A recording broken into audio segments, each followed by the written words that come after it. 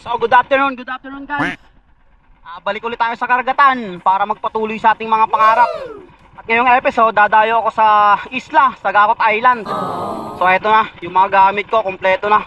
Kaalis lang natin dun sa pinaparka ng bangka natin. So mag-isa lang ako ngayon.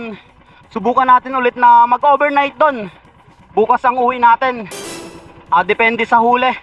Sana pagdating natin doon is marami na tayong mahuli ngayong hapong ito. Kaya tara, samahan nyo kong muli ngayong hapong dive na ito.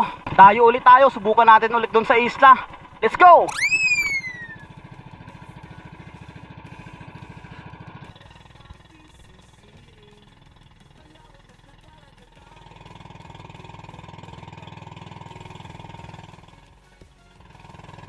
So ayun guys, nandito na ako sa Gakot Island. Isang oras din yung biyahe natin. Mabagal lang yung patakbo. Medyo nagsisira-sira yung makina pag hinihiritan, parang papatay. So baba muna ako dito ng gamit. Tapos prepare na tayo ng mga kakainin.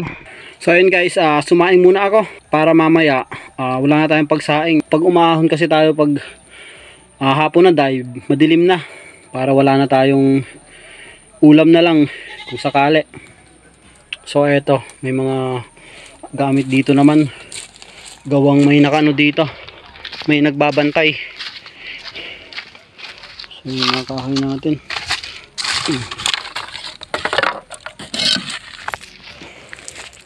So eto, may mga manok dito. So eto si Uncle Matt yung nagbabantay dito. Yung may-ari kasi netong itong isla is pinabantayan si Engineer Gibet. So ayun, may mga kubo dito. Dati wala yan. Yung mga previous video na pagpunta natin dito, so pumagawaan siya ng kubo, saka pinaayos yung ayun. So maganda na dito. At pagkatapos ko dito guys pakaluto ng kanin at makabihis na, diretso na tayo sa spear fishing activities natin. Sa mga bago pa lang sa channel ko, mag-subscribe kayo para lagi kayo updated sa mga ganitong video na ilalabas ko. Maraming salamat po.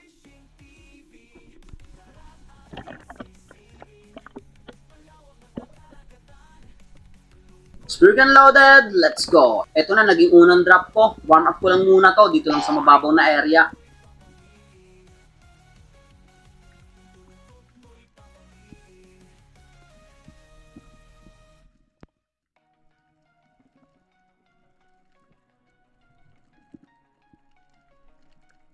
At napansin ko dyan sa unahan ko guys, may isang ilak. Ayan, paikot-ikot sa harapan ko.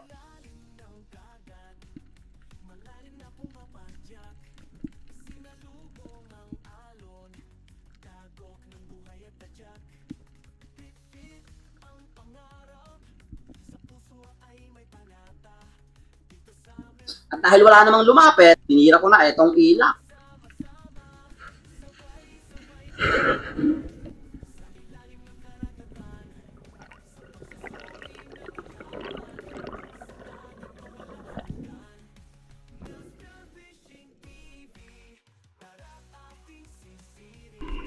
Unang isla natin. Wow. Warm up pa lang. Ilak. Thank you Lord.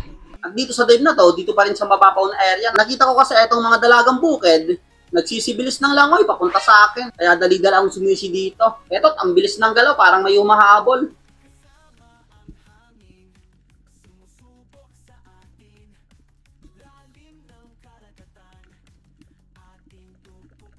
Yun pala is etong mga ilak lang. Kaya hindi na ako nagtagal dito. Pagkatapos ko dito, diretso na ako sa malalim na area. Dito na ako nag-dive.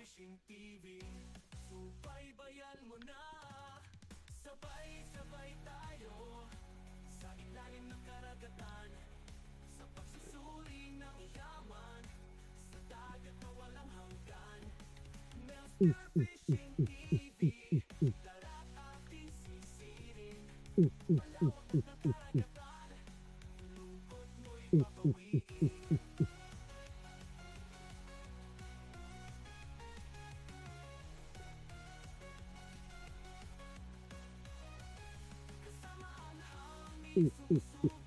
couple of seconds ang pag-aantay dito sa ilalim guys, puro beat ang nagpapakita dito. Kaya umangat muna ako para makapahinga sa sunod na dive natin. At dahil walang agos ngayong hapong ito, palipat-lipat rin ako dito ng pwesto.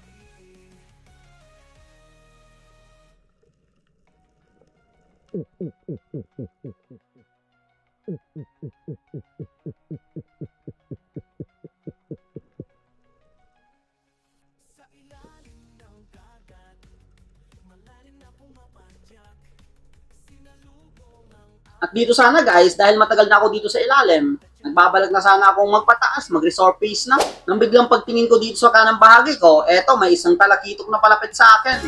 Isang bluefin. Buti na lang, napakaamo. Kaya pagka-close ko ng gap at na-make yung distance, tinila ko na to.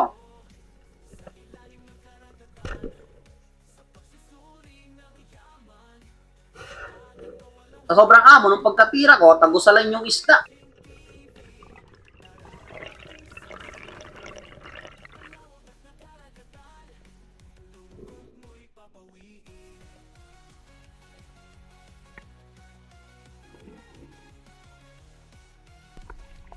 Thank you Lord.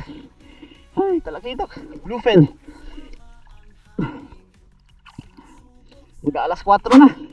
Pangalawang huli natin. Sana madagdagan pa. Thank you Lord. At pagkatapos ko ditong malagay sa stringer itong talakitok, bumalik ako dito sa ilalim. Medyo malabo din yung visibility ng dagat dito.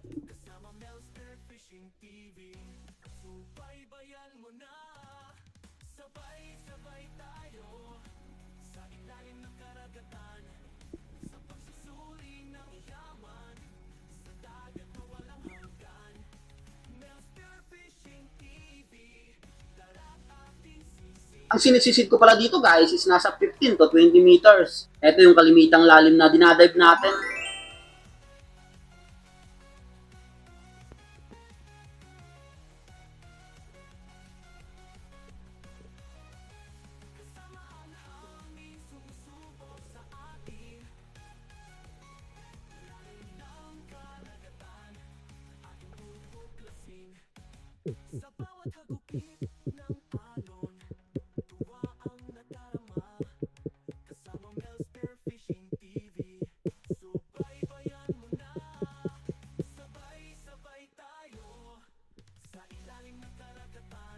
At pagka-pwesto ko nga dito, hindi pa ako nakakatagal, eto't napansin ko agad yung mga slick unicorn. Yes. Ito talaga yung hinahanap natin dito sa spot na to. Yung magpakita, yung grupo. Medyo mabagal lang lumapit. Etong mga slick unicorn na to, hindi yung kadalasang sumusugod ka agad sa akin pag nakadapa na ako.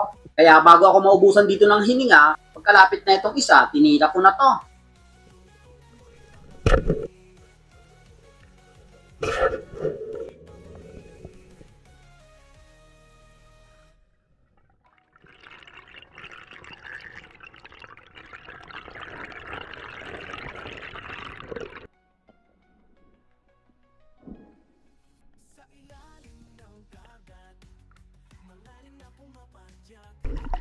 Oh, thank you Lord. Slick unicorn. Nandito yung grupo sa mababaw. Sana magpahuli pa. Okay na lang, pantatlong isla natin.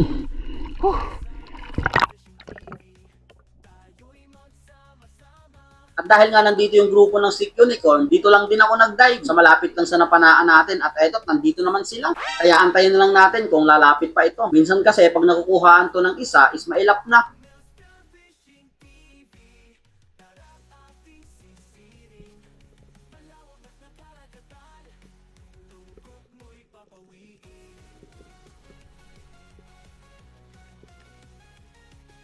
At dito, habang nag-aantay ako na itong mga Slick Unicorn, bigla akong may napansin na ibang isda, isang buffalo. Malapit din sa akin, ngunit biglang yun, huminto. Akala ko, dediretso na sa akin. Ngunit pag hinto niya, is lumiko naman palayo.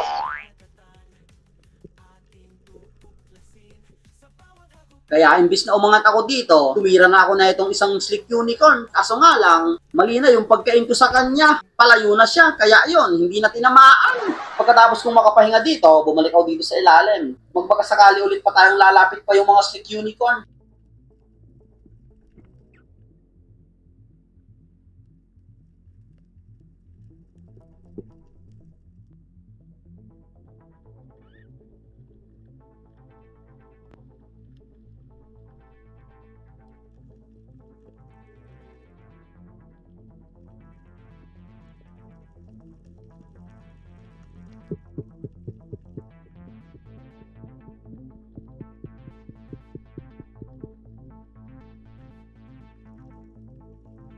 At dito, hindi pa rin tayo nabigo. Nandito ulit yung mga grupo. At ito ang hindi ko inaasahan sa pag-aantay ko dito sa ilalim. Habang inaantay kong lumapit yung mga Slick Unicorn, may bigla na namang ibang isda na palapit talaga sa akin. Ito rin is isang Buffalo Emperor, gaya ng nakita natin kanina. Pero ito is mas malaki dun sa hindi dumiretso kaninang pag-dive natin. Kaya habang palapit to sa akin, tinututukan ko na talaga.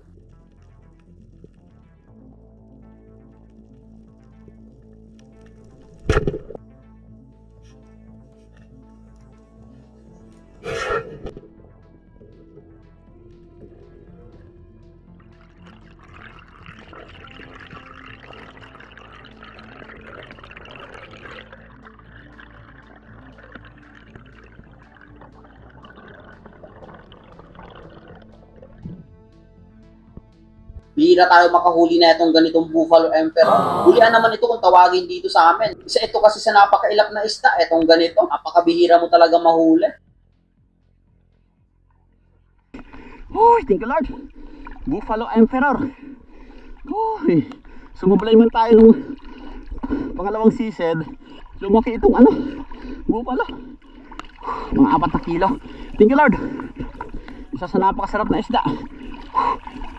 Pagkatapos kong ma-secure itong Buffalo Emperor, guys, nag-dive pa naman ako dun sa malalim. Dun sa nahulihan na itong isda, wala na talagang nagpakita, no? Wala na rin yung mga Slick Unicorn. Kaya nag-decide na akong lumipat dito ng pwesto. Papunta na sa bangka. Along the way, papunta sa bangka, eto nakakita ako ng isang Slick Unicorn ulit dito sa mababaw na area. Kaya dinanapshot ko lang to.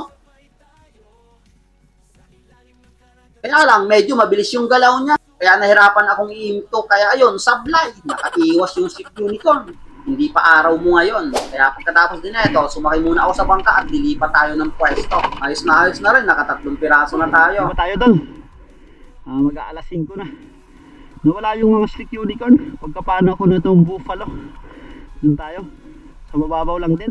Etong pwestong ito is dito rin tayo nakakahuli ng Slick Unicorn. Ang dami kasi ditong Slick Unicorn dito sa Gakot Island.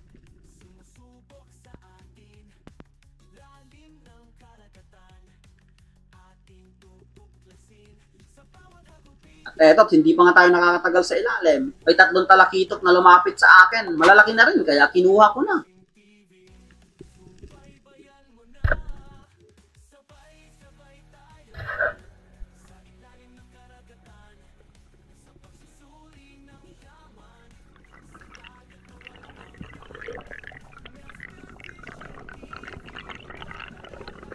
Ito yung bihira natin mahuli ng talakito. Yung parang pahaba siya. Ang tawag naman ng ganitong isda dito sa amin is yumbar.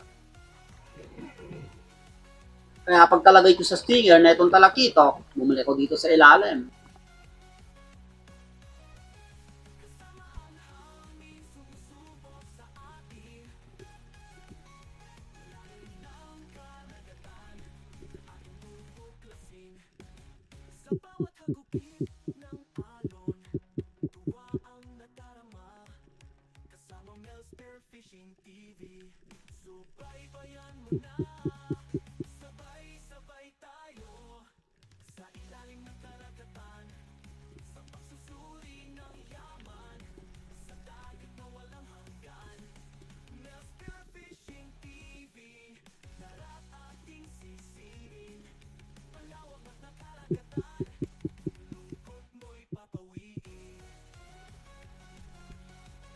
Eto't nagpakita naman yung grupo ng Slick Unicorn pero malayo, ayaw lumapit. Nagantay-antay pa ako dito pero ayaw talaga. Paikot-ikot lang sila doon. Kaya pagkatapos din na itong dive na to guys, umuwi na rin ako. At eto yung mga nahuli ko ngayong araw na ito, ngayong hapong dive na ito dito sa Gakot. Isang napakalaking Buffalo Emperor, isang Bluefin, isang Talakito, isang Ilak, saka isang Slick Unicorn. Kaya ayos na rin. Pagkatapos kong malagay sa collar etong mga isda natin guys, kumain muna ako. At yung ulam ko is buti na lang, may dala akong ulam. Tinabad na kasi akong lumuto dito dahil gabi na para makapahinga tayo ng maaga. So ayun guys, katatapos ko lang kumain. Tapos eto, naka-prepare na ako ng tutulugan ko ngayon. Dito ako magpipwesto. Pang survive lang. Uwi na rin bukas. So eto, may kulambo ako. Gawang ang daming lamok dito. Yan. Ang dami. Nang papapak. So ayun, nag-charge muna ako ng GoPro bago matulog. So ayun, ito lang yung setup po ngayon. Sana hindi tayo pasukin ng lamok dyan sa kulambo. Ang dami. Sana madagdagan pa bukas yung huli natin. Kita-kita na lang tayo bukas ulit. Good morning guys. Luzon, Visayas at Mindanao. So umaga na. Dive na naman tayo para sa ating mga pangarap. So dito ako magdadive sa inahunan natin kahapon. Yung nag-last dive tayo. Ang huli lang natin is yung Talakitok.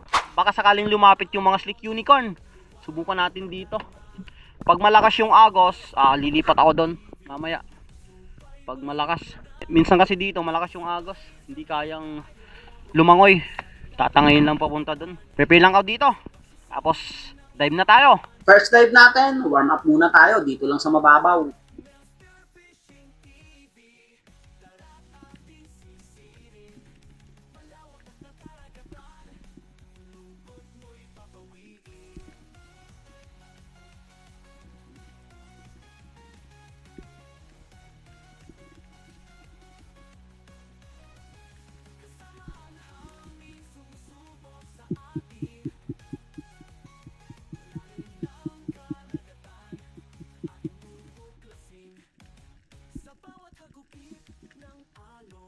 Dito guys, ang dami sanang maliliit na isda at may nakita na rin sana akong isang target dito. Isang Bigay Emperor, isa sa napakailap na isda. Nantay-antay ko pa to pero ayaw talaga lumapit ng isdang ito. Napakatalino kasi.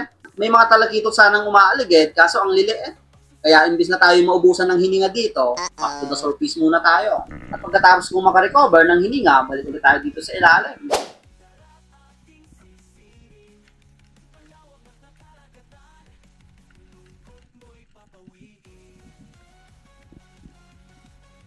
Singit-singit lang ako dito sa may mga bato para hindi makita yung katawan natin pag nakadapa na.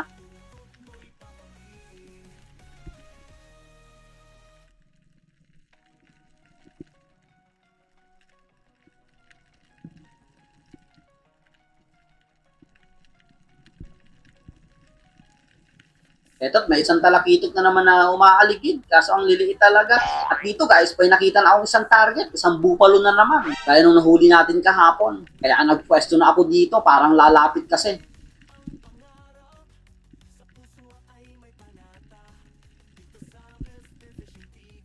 Kaya ang ginawa ko dito, bumaba ako ng konti para hindi masyadong mahalata.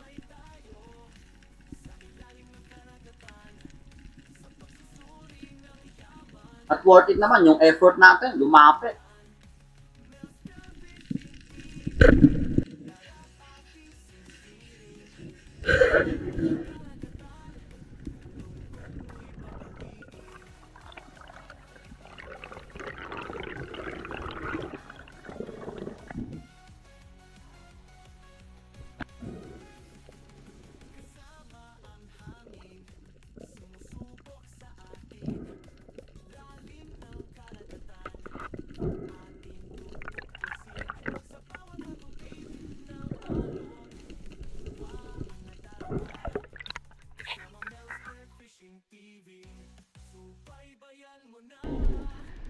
Thank you Lord. Unang isda natin. Buffalo Emperor. Gaya nung nahuli natin kahapon. Pero mas malaki yung kahapon. Mga 3 kilo. 2.5. Oh, thank you Lord. At nang mailagay ko itong isda sa stringer, dito na ako nag-dive sa malalim na area. Dahil bulabog na dun sa mababaw.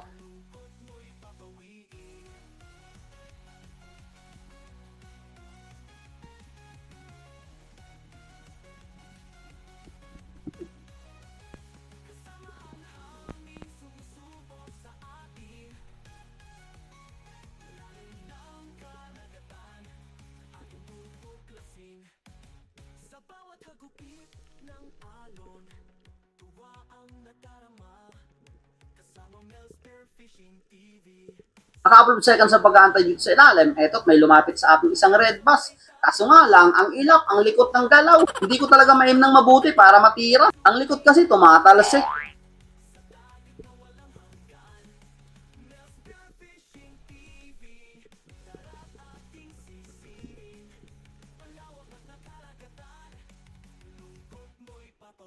Lumalapit naman, pero ang likot talaga ng istang ito. Nakakainis etong ganitong isda. Sasana ito sa pinakamasarap din na isda, etong red bass na to. Parang gaya ng buffalo. Buti lang, may lumapit na isang slick unicorn. Kaya eto lang yung tinutukan ko. At dahil paubos na nga yung hininga ko, kahit medyo malayo, tinira ko na to.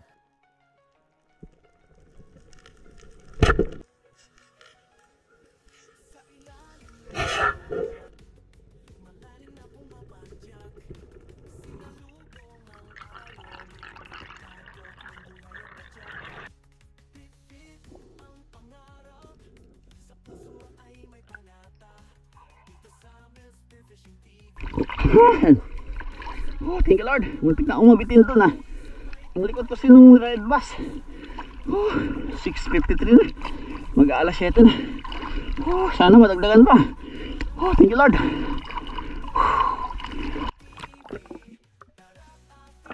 Balik ulit tayo dito sa ilalim. Dito pa rin sa nahulihan natin ng slick unicorn. Umabante lang ako ng konti sa malalim na area. Baka sakali magpakita pa yung red bass. Bihira kasi tayo makahuli ng red bass. Ang ilap kasi na itong mga ganitong isda din. At sa pag-aantay ko dito, hindi naman lumapit. Kaya back to the surface muna tayo. Lumipat na ako dito ng pwesto.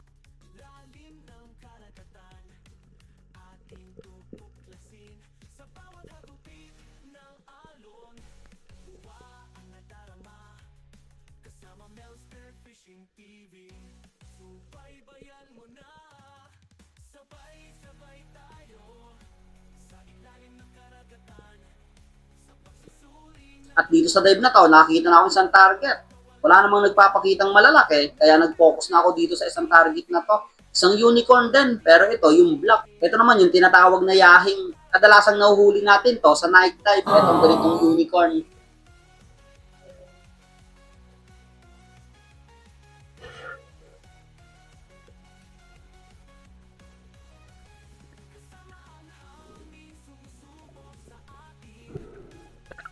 Halos nag-1 kilo naman to. Kaya okay na.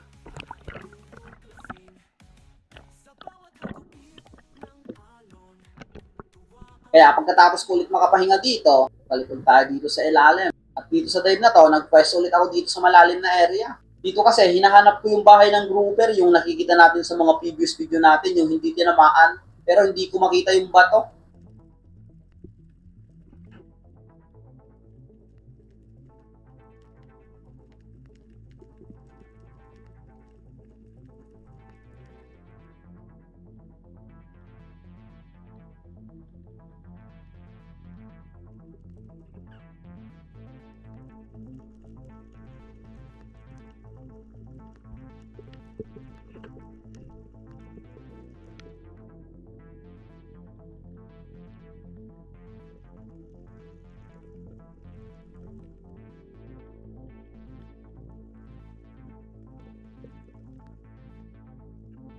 At habang nag-aantay ako dito guys, ito ang hindi ko inasahan. Nakita ko kasi yung mga dalagang bukid, ayun, nasa taas, lumagpas sa akin. At pagtingin ko ulit sa kaliwang bahagi ko, ito, napakalaking red bass. Grabe, buti lang talaga, napakaamo ng red bass na ito.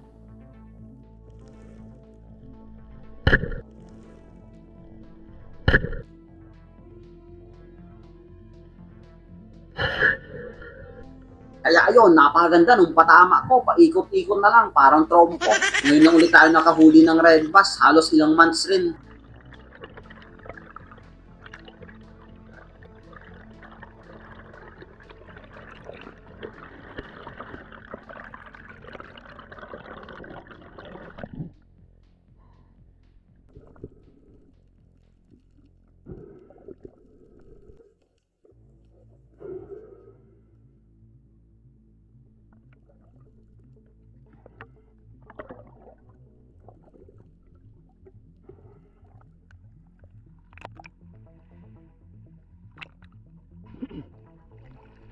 Thank you Lord. Woo! Red bass. Naka red bass na rin tayo. Woo! Malaki. Buti lang ang amo. Buti lang yung pag galaw ko nung pana, hindi ka agad umalis. Dumiretso pa sa akin. Malaki to. Ay, pulang pula. First class na isda. Thank you Lord. Sana madagdagan pa. Pagkahuli ko na itong red bass guys, nagdive pa naman ako dito, kaso nga lang lumakas na talaga yung agos. Kaya nag-decide na ako ditong umahon at lumipat ulit ng pwesto. Ito, naka-4 na piraso naman tayo dito sa isang spot natin. 2 unicorn at 2 pulang isda. Kaya ayos na rin ko na simula ngayong umagang dive na ito. Okay na rin.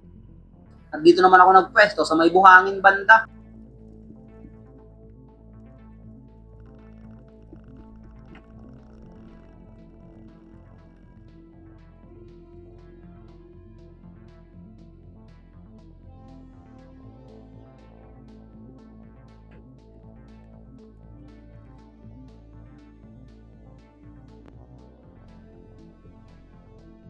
At pagkapwesto ko agad dito guys, napansin ko agad etong mga dalagang bukid. Bumilis kasi yung galaw na itong mga dalagang bukid. Kaya ang alam ko, pag bumibilis etong galaw ng mga dalagang bukid na ito, may kinakatakutan ito sa hulihan nila. Kaya antayin natin kung ano to.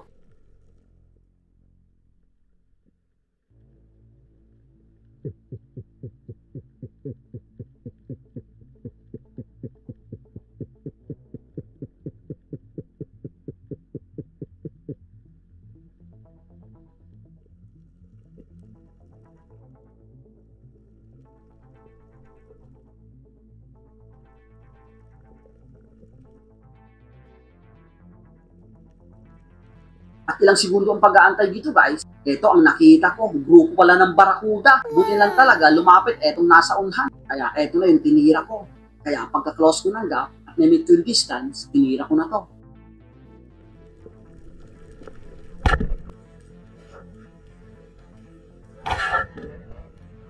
A good shot naman yung pagkatira ko dito sa barakudang ito. Kaya lang, napababa. Ganda sana nung tagos nung shot. Kaya habang pataas ako dito, binibigyan ko ng line para hindi lang mapunit. Sayang kasi medyo malaki na to.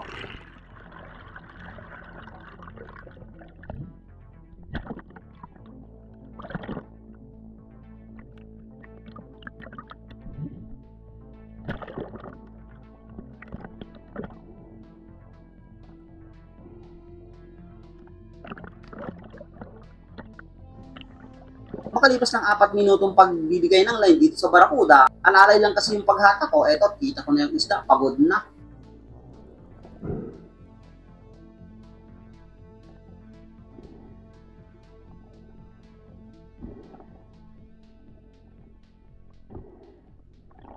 At eto nga, kitang-kita ko sa patama ko, ang babak nga, buti na lang yung tagos niya, medyo pataas, kaya hindi napunit.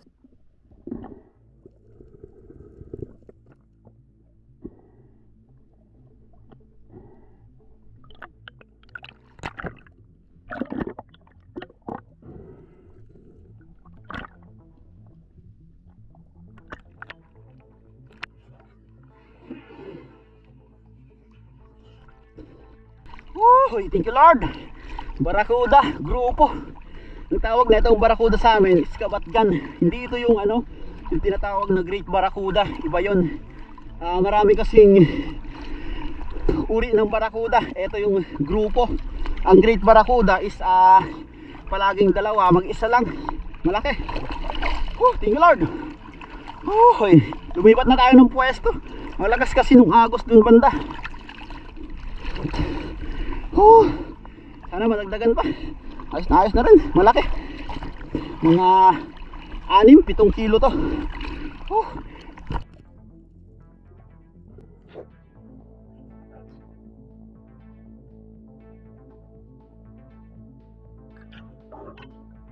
At dahil mabigat tong barakuda, pag ilalagay pa natin sa stringer, dinagay ko muna ito sa bangka natin para hindi mabigatan tayo sa pag-dive. Dahil medyo pagod na rin yung paa natin sa kapapadyak pa ilalim pataas. Dito sa dive na to guys, pumunta muna ako sa malalim na area. Nagbabaka sakali ako. Makita ako dito ng tangige. Hindi ako dito mag-ambos, magda-drop shot lang ako. Kumbaga, hindi ako didiretso sa may mga coral, sa may mga buhangin. Ang gagawin ko lang dito, pag nakaabot ako sa gitna, is mag-steady lang ako habang hinahatak ako ng gravity pababa.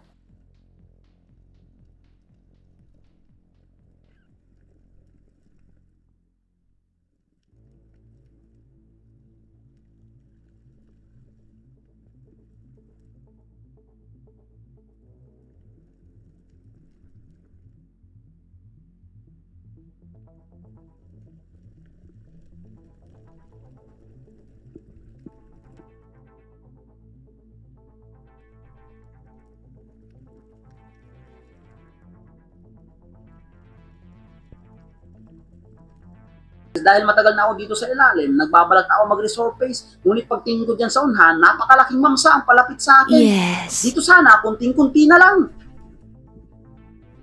Ngunit ayun, biglang lumiko. Kunting-kunti na lang sana at matitira ko na itong napakalaking mamsa. Ngunit ayun, wala na, iniwan na tayo. Parang yung jowa mo. Kaya hayaan na lang natin ng ganayang isda. Baka sakaling makita pa natin yan sa susunod na mga dive dito sa Gakot. Sayang na sayang talaga. Napakalaki na sana. Kaya dito sa dive na to, lumipat ulit ako ng pwesto. At dito, hindi ko napansin yung camera ko. Nagmo-moist na pala, nagpa-fog yung casing niya. Kaya eto, medyo lumabo. Napansin ko na lang to pag uwi ko dun sa pangpang. Pag-ahon ko, eto, medyo malabo na nga.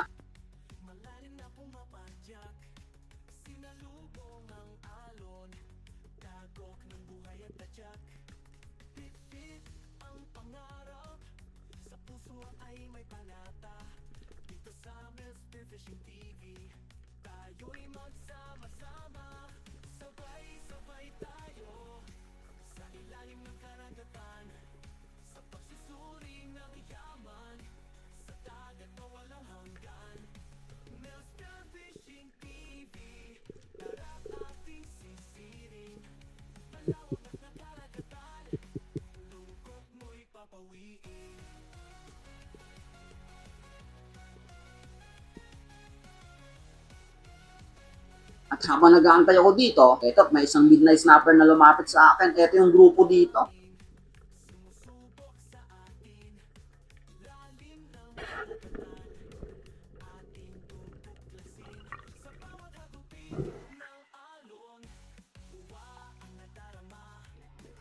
Thank you, Lord.